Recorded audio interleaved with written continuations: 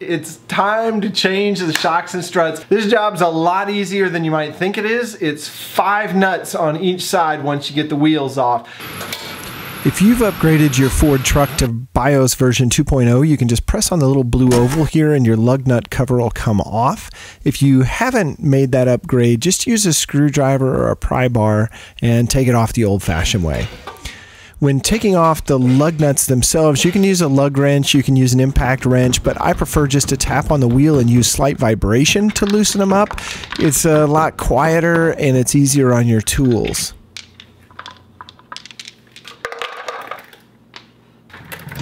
Before I really get going with a repair like this, I like to soak everything down with a penetrant. I use PB Blaster because it's my favorite, but you can use any penetrant that you feel will do the job. But I like to give it about half an hour. That way you don't cross-thread any nuts or bolts. Let's just remember these have been on there for 150, 160,000 miles.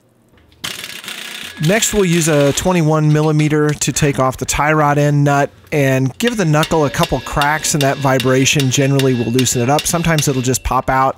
Other times you got to crack it on the end like this one. And since the threads don't go all the way to the end, there's not a whole lot of danger there. For the lower strut bolt, we use a 30mm on one side and 1/16" on the other. There's actually a metric equivalent there, but you're just basically holding one side and then letting the impact wrench rip on the other.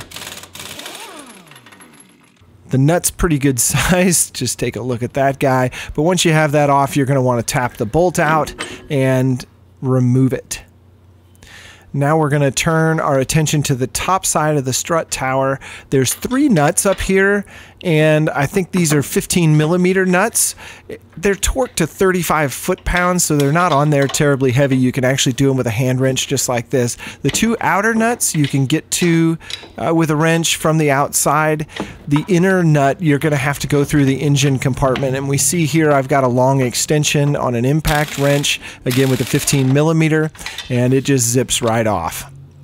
That should then clear the way for the strut to fall out of the way. Sometimes you got to use a little pry bar in the bottom, but take a look at the wheel hub. I've got the disc brake kind of straight away, not turned to the side. You don't want to damage your CV boot there, so try and keep it as straight as you can and just sneak that shock and strut out. As for the new strut, we're going to put it in.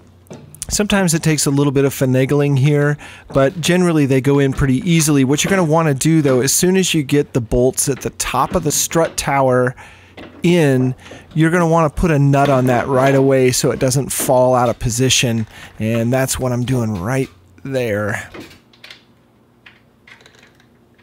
Once you have that top secured so it's not going to fall away, then you can turn your attention to the bottom, and I just use a small pry bar or screwdriver to line it up and push it in.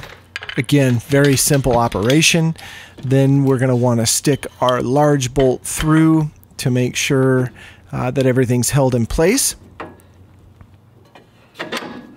And you can use a hammer to tap this and drive it home. Again, there's no threads on the end of this bolt, so you're not going to damage any threads by doing that. Now, Ford will tell you that you should replace all the nuts because they are nylock nuts, but they also tell you that you can use some blue Loctite and tighten them up with blue Loctite. So I put blue Loctite on all of the nuts here, all 5 of the nuts. And this one here, the tie rod end, sometimes will spin on you. So a pair of vice grips and a wrench. This is a crescent wrench. I didn't have a metric open-ended wrench large enough there, and this torques down. I think the book will tell you 110 to 115, so I torque it to 115. Then to tighten the lower strut bolts, you have to actually put the truck on its own weight, and you torque that to about 300 foot-pounds. And I didn't get the top bolts. The top bolts torque to 35. They're on the strut tower. I just didn't think you'd want to see me tighten a bunch of nuts. Thanks for joining me on this repair. I have a handful of other Ford repair videos that I've done over the years. If you have an F-150 or other large format Ford, you may find them interesting. A lot of the common repairs are all represented over here. In the meantime, don't let your meat loaf.